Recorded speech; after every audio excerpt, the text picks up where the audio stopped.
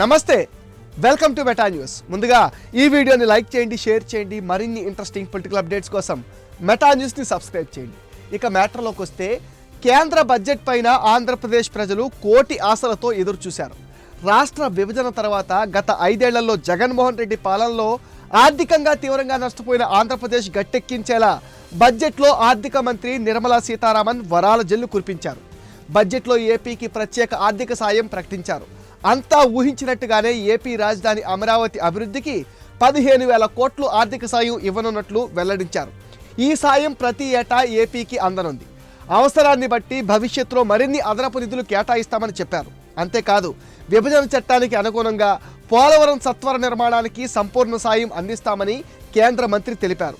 Polavaram project విషయంలో కేంద్రం స్పందించింది. పోలవరం ప్రాజెక్టు నిర్మాణం సత్వరం జరిగేలా చూస్తామని నిర్మలా సీతారామన్ ఏపీ ప్రజలకు భరోసానిచ్చారు. ఏపీకి వివిధ రకాలుగా సాయం అందించేందుకు ఏజెన్సీల ద్వారా అవసరమైన నిధులిస్తామని మోదీ సర్కార్ హామీ ఇచ్చింది. కేంద్రంలో చంద్రబాబు చక్రం తిప్పడంతో ఏపీ విషయంలో కేంద్రం కాస్త ఉదారత చూపించిందనే అభిప్రాయం వ్యక్తమవుతున్నాయి. సంకీర్ణ ధర్మంలో భాగంగా ఏపీకి అన్ని విధాలా సాయం చేస్తామని ఆర్థిక మంత్రి ప్రకటించారు.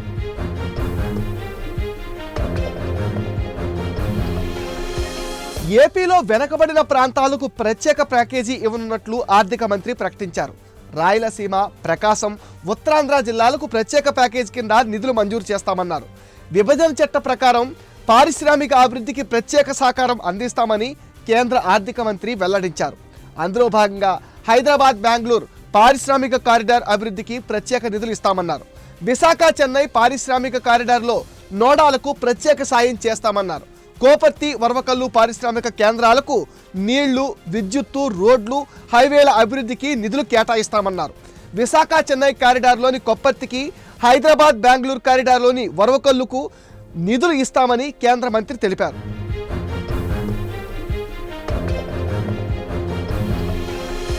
పారిశ్రామికంగా ఊత అందించేందుకు నీరు, విద్యుత్, రైల్వే, రోడ్డు ప్రాజెక్టులకు ప్రత్యేకంగా నిధులు మంజూరు చేస్తామని కేంద్రం ప్రకటించింది. విభజన చట్టంలోని హామీల అమలుకు కేంద్రం ప్రయత్నించడంపై హర్షం వ్యక్తమవుతుంది. 5 ఏళ్ల తర్వాత ఏపీకి సముచిత ప్రాధాన్యత లభించిందని, మరింతగా ఆదుకోవాల్సిన అవసరం ఉందంటున్నారు ఆర్థిక నిపుణులు. వీటితో పాటు 2024-25 సంవత్సరానికి సంబంధించి కేంద్ర పన్నుల్లో ఏపీ పన్నుల వాటా 50,474 కోట్లు రానుంది. ఇదే సమయంలో వైజాగ్ స్టీల్ ప్లాంట్కి 620 కోట్లు కేటాయించింది కేంద్ర ప్రభుత్వం. సింగరేణి సంస్థకు 1,600 కోట్లు కేటాయించింది. ఇక కీలకమైన పథకాల కింద ఆంధ్రప్రదేశ్కు మరిన్ని నిధులు అందనున్నాయి.